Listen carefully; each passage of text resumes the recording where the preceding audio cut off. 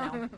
All right, well, moving on. It's a power everyone wants to have at one point or another. Wouldn't it be good to read people's minds and really know what's going on? Well, we don't really have that power, but we've called someone in. Yeah, Janine Driver's here, and she is a body language expert and the New York Times best-selling author of You Say More Than You Think. And she's going to show us just how to read someone in, you say we can read someone in 6 seconds or less? Just like glance at them and size them up? Maybe we should time her when we throw out these pictures here. Well, I can, and it's also not only reading someone, it's you can make a change in less than 6 seconds. So if you're looking for a job, you're looking to have a date 6 nights a week if you want, it only takes 6 seconds. If you That's a lot of work, 6 nights a week. We're going to talk about the celebs and the Emmys, and we're going to talk about what can you learn from their body language. Okay, well, let's throw up some pictures here. We've compiled some very familiar faces here. I've got the pictures here. Rachel, well, there's my Dr. Oz. Dr. Oz. So Dr. Oz, I love Dr. Oz. I'm on a show about once a month. He's one of my favorite celebs that are out there. He's the real deal. If you see here, he has his palm out. He's very expressive, and right here, he has both hands are out. If you can see his left and right. This is what I call a basketball steeple.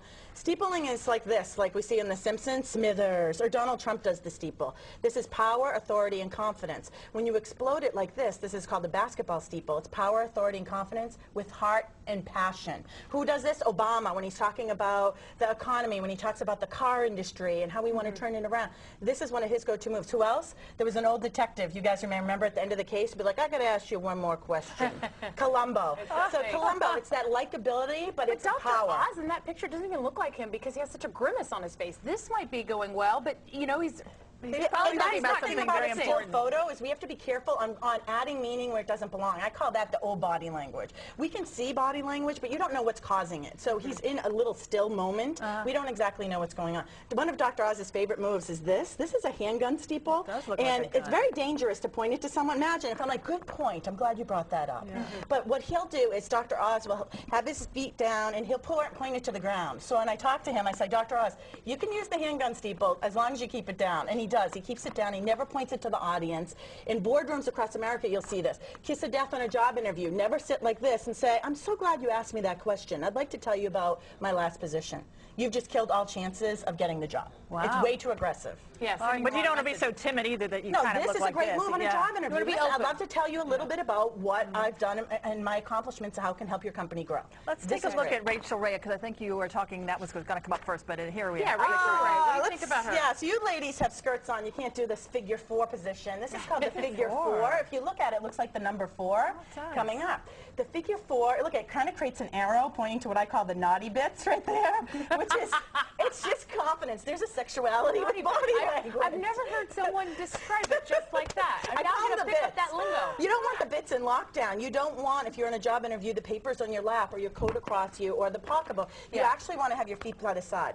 This is a male-dominated pose. If you're in Europe, they'll know you're from the States. Powerful women do the figure 4 now, like Rachel Ray. Oprah Winfrey can be seen doing it. Ellen DeGeneres could be seen doing it. It's a powerful move that comes from the States. And what it does is it takes up space. It's as if I peed in the perimeter and I've just marked my territory. You're wondering what that was not tequila. That was me peeing in the perimeter. What about the arm that she had up? Was that another figure 4? Super confidence. No, the more space you take up, the more confident you appear. This is dynamite. I call this the shoulder pop. You're popping your shoulder and elbow back over the chair. Watch the difference. Ready? Follow my lean. We do this, Mel. We fold our hands. This is very passive. This is how people sit on The Apprentice before they're fired by Donald Trump. There you go. Why would you sit that way on a job interview or a date? Instead, pop it. Ready? Ready? Pop. Look at this. Look at us. We look so cash. We look, confident. Super casual. Right. All right, let's move on to this. I was going to say a couple. They're not really a couple. Barbara Walters and Senator John McCain. Well, she looks like she's scolding him. Johnny, don't ever say that. Definitely a scolding gesture. She's got the finger point. Also, she has her arm across her midsection. We have our 3 power zones, which are our neck dimple, our belly button, and, of course, the bits. We keep them open and we're confident. But she's blocking her center mass here. You know, I saw backstage you guys have an Energizer bunny, and he's got a big drum in the middle of his body. That's a shield. What she's done here is doing this Energizer Bunny move where she's blocking her midsection. Maybe she just has cramps. She's pointing, and here's the other thing. Her belly button. She's too old for cramps. Never mind, take that back. Yeah, like 30 years too old for cramps. But she's got her belly button facing away from him, giving him what I call the cold shoulder. Literally, her shoulder's facing them. When we talk to people we like, admire, and trust, our belly button faces towards them, not away. So be careful on a job interview or a date when you say, hi, thanks, so nice to meet you, cold shoulder.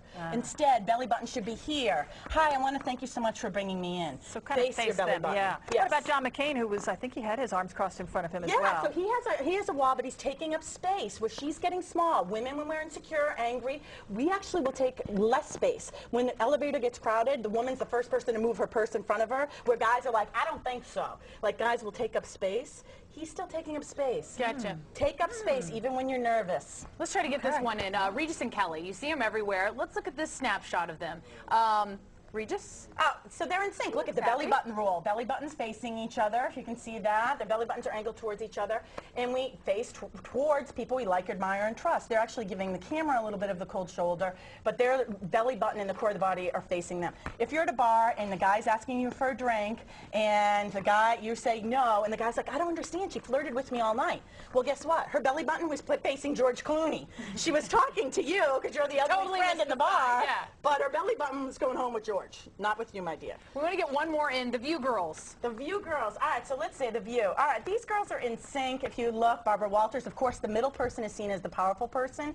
If you're shy or introverted and you're watching at home, you don't have to be the chatterboxes. Let your chatterbox friends stand on the outside. Stand in the middle. You'll be perceived as a leader and a powerful person. Well, they're all touching. Everyone's touching somebody. Right. We touch people that we like, and be careful with touches. You don't want to do those Elaine from Seinfeld heavy-handed hits where it's like, shut up! A nice firm touch says that you're important to me. With the amount of pressure you would be ironing, you know, a piece of clothing. And I have to say, I have to get in what's Ellen DeGeneres. Ellen? Real quick. So Ellen, one of the things she does is she always has her guests sitting to her right, but she loves to cross her right leg on top of her left. So it almost comes across that she's giving a wall between her and her guest. It's not the case. And a lot of these old body language books will say, yes, she doesn't like the guest. Really? Because even with Portia, her wife, she'll often sit this way. This is her comfortable pose. Well, it could also be the way the camera gets her, too. We have a camera right there that's getting her. Well, look at the difference, though. It's the leg. Audience. So typically, we cross the outside leg. This is a closed circle. You should not buy us a drink right now. We're saying we're a closed circle. This is how Ronald Reagan and Nancy Reagan sat all the time. Oh, wow. It's interesting. This is just what I call Ellen's baseline. Don't read too much into body language. You know what the power moves are. Use them. Be cautious, because people are mind reading. Janine, thank you. We got to go. Well, more right after this. Thank you, Denise.